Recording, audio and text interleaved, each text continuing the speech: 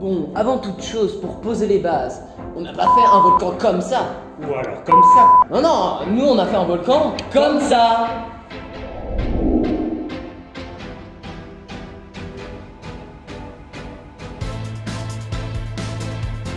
Partie 1, géologie et naissance du volcan. Le mont Pelou fait partie des rares exemples de relief volcanique des monts du Forez. Il possède de superbes orgues. Mais non, mais des orgues basaltiques, merde!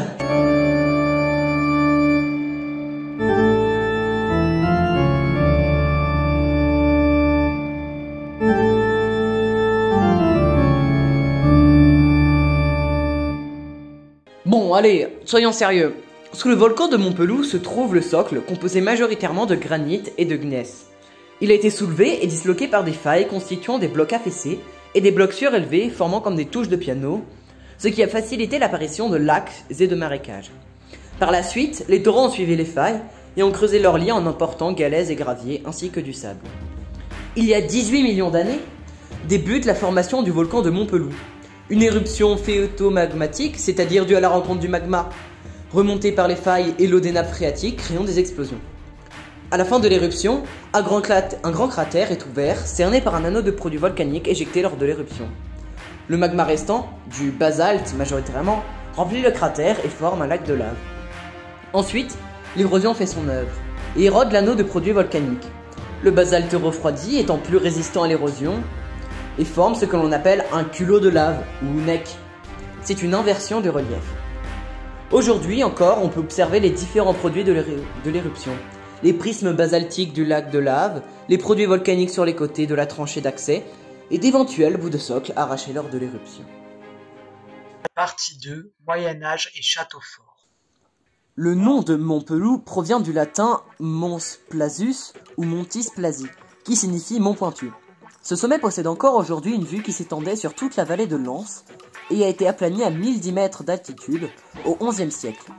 Un puissant château fort y a été bâti avec des prismes basaltiques prélevés sur place. Il appartenait au seigneur de la Roue de Saint-Anthème, baron du comté de Forez qui était d'abord seigneur de Montpelou. En 1937, les ouvriers de la première carrière basaltique découvrent un trésor.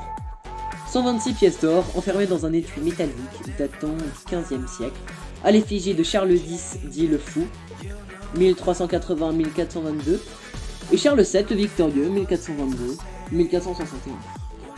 Le trésor est très vite dispersé et ne fera jamais l'objet d'études. Durant le Moyen-Âge, la seigneurie de la Roue fut l'objet de conflits entre le Forez appartenant à la province impériale du Lyonnais et la terre capétienne de l'Auvergne. Cette frontière a longtemps été le théâtre de nombreuses batailles.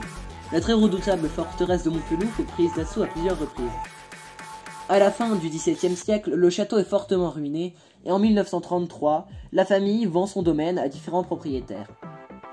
Le château finit de s'écrouler pendant le courant du XIXe siècle. Ces pierres sont récupérées pour bâtir les maisons du village des alentours, ainsi que les murets bordant chemins et routes. Une gargouille aurait été retrouvée dans les remblais de l'extraction, ainsi que des dents de loup. Partie 3, la carrière. Différentes carrières ont été ouvertes dans le volcan pour la construction de routes, de maisons. Voici l'évolution du site Montpelou dans le siècle dernier.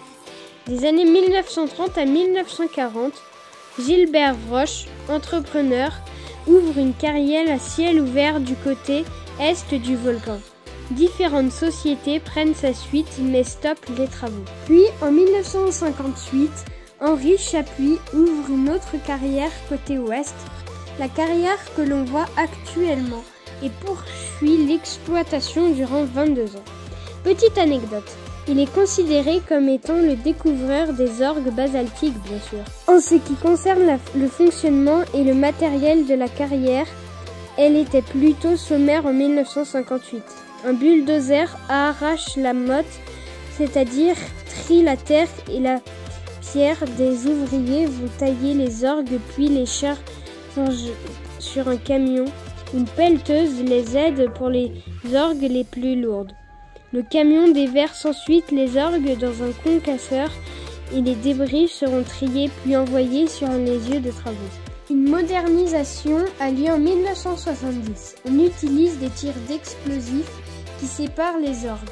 La corne de brume est utilisée pour prévenir d'un tir. Le concasseur est mobile, est un crible vibrant, trie les débris.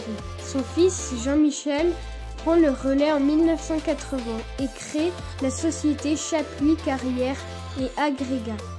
Et l'entreprise Cocherie Boudrin Chausse exploite la carrière en contrat de location-gérance, mais en arrêt préfectoral d'abandon, les travaux ferment la carrière, clôture et interdit d'accès au public.